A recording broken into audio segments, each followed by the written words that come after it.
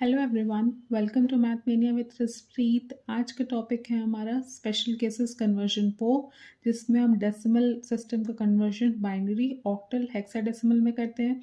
Previous video में हमने देखा नॉर्मल केसेस जिसपे यहाँ पे हमने डेसिमल वैल्यूज़ ली हैं, तो वहाँ पे हमने इंटीजर वैल्यूज़ ली थी।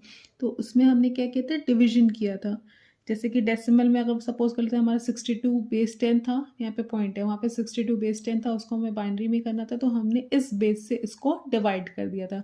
लेकिन यहाँ पे हम कोई डिविजन परफॉर्म नहीं करेंगे, यहाँ पे हमने करना है मल्टीप्लाई। स्टार्ट करते हैं वीडियो। फर्स्ट एग्जांपल है हमारा 0.625/10 और इसको हमें करना है इसमें बाइनरी सिस्टम में। तो आपने क्या करना है, सबसे पहले अपने डेसिमल वैल्यू को नोट डाउन कर लेना है। हमने अपनी डेसिमल वैल्यू को नोट डाउन कर लिया। अब हम यहाँ करेंगे, वहाँ पे डिवाइड करते थे, यहाँ पे किससे मल्टीप्लाई करेंगे, किससे करेंगे, जो भी बेसिस है। बेस है हमारा 2, लिख लिया हमने। 0.625 का आप 2 से मल्टीप्लाई करो तो आपकी वैल्यू आएगी 1.250। ठीक है, इतना करने के बाद आपने यहाँ पे एक चार्ट बनाना है। यहाँ पे लिखना है इंटीजर, यहाँ पे लिखना है फ्रैक्शन चाहे डेसिमल, जो भी आप कह लो, फ्रैक्शनल वैल्यू चाहे डेसिमल वैल्यू। ठीक है, अब आपने क्या करना है, इसको नोट डाउन करना है। यहाँ पे देखो डेसिमल के बाद वाली जो कि फ्रैक्शनल वैल्यू कितनी है, 0.25 है, आपने लिख दिया 0.25। और डेसिमल के पहले जो कि इंटीजर वैल्यू वो कितनी है, 1, तो हमने नोट डाउन कर लिया 1। ठीक है, अब इसको हम इस मल्टीप्लिकेशन को हम तब तक परफॉर्म करते रहेंगे जब तक हमारा फ्रैक्शनल वैल्यू मतलब डेसिमल के बाद हमारा 0 ना आ जाए। चलिए, फर्स्ट स्टेप में हमने क्या किया, 0.625 को 2 से मल्टीप्लाई किया। नेक्स्ट स्टेप में क्या करेंगे, जो हमारा फ्रैक्शन आया यहाँ पे क्या आया, 0.25, इसका मल्टीप्लिकेशन हम किससे करेंगे, फिर 2 से करेंगे। अब यहाँ पे क्या है, 0.50 और इंटीजर क्या है यहाँ पे 0, तो हम यहाँ लिख देंगे 0 और फ्रैक्शन में लिख देंगे 0.5। अभी हमें फिर से कंटिन्यू करना पड़ेगा क्योंकि हमारा फ्रैक्शनल वैल्यू 0 नहीं आया है। हमने लिखा यहाँ पे 0.5, फिर मल्टीप्लाई किया 2 से, इसकी वैल्यू आ गई 1.00। इंटीजर क्या है यहाँ पे 1 और फ्रैक्शन वैल्यू क्या है 0। अब इसके बाद हमें मल्टीप्लाई कंटिन्यू करना है, नो, क्योंकि फ्रैक्शन वैल्यू हमारी 0 हो गई। तो 0 से आप 2 को मल्टीप्लाई करोगे तो आपका आंसर 0 ही आएगा, मतलब यहाँ पे स्टॉप कर दो। अगर 0 नहीं आता है तो 5-6 स्टेप्स तक लेके जाओ, या तो तब तक लेके जाओ जब तक आपकी रिपीटिशन स्टार्ट ना हो जाए। जैसे कि मान लो 4 के बाद आपके यहाँ पे फिर 0.25 आ जाता, तो आप थर्ड स्टेप पे उसको रोक देते। एटलीस्ट आपको 5 स्टेप्स तक निकालना है, नहीं तो जब तक आपका 0 नहीं आता। अब आपने क्या करना है, अब आपने नोट डाउन करना है। अब इसको कैसे नोट डाउन करेंगे, हमने क्या किया था, जो प्रीवियस वीडियो था हमने उसमें बॉटम से टॉप पे गए थे जब हम डिवाइड करते हैं, नहीं, लेकिन जब डेसिमल वैल्यूज आती हैं, मल्टीप्लिकेशन है, तो हमने टॉप से बॉटम आना है। इसका मतलब इसकी वैल्यू आएगी, सबसे पहले तो आप पॉइंट लगा दो क्योंकि पॉइंट के बाद की है, फिर आपने कहना है बॉटम, टॉप से बॉटम आना है, मतलब 101/2। ये हो गया आपका आंसर। ठीक है, नेक्स्ट हम देखेंगे यही चीज जब ऑक्टल में कन्वर्ट करनी हो। एग्जाम्पल है हमारा 0.015625, नोट डाउन कर लीजिए। अब किससे मल्टीप्लाई करेंगे, 8 से, क्योंकि इसमें कन्वर्ट करना है, ऑक्टल में करना है। मल्टीप्लाई किया 8 से, जब इसको हम 8 से मल्टीप्लाई करेंगे तो हमारी वैल्यू आएगी 0.125। यहाँ पे बनाना है हमें चार्ट जिसमें लिखेंगे इंटीजर और यहाँ पे फ्रैक्शन।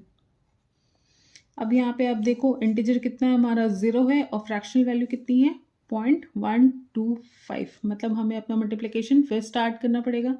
अब यहाँ पे हमारी कौन सी वैल्यू आएगी, फ्रैक्शनल वैल्यू 0.125। मल्टीप्लाई किससे करेंगे हम, 8 से। जब 8 से आप इसको मल्टीप्लाई करोगे तो 1.00 आएगा। ठीक, तो हमने यहाँ पे इंटीजर क्या आ रहा है आपका 1 और फ्रैक्शन क्या आ रहा है 0। इसका मतलब इसके आगे हम फ्रैक्शन कंटिन्यू नहीं करेंगे।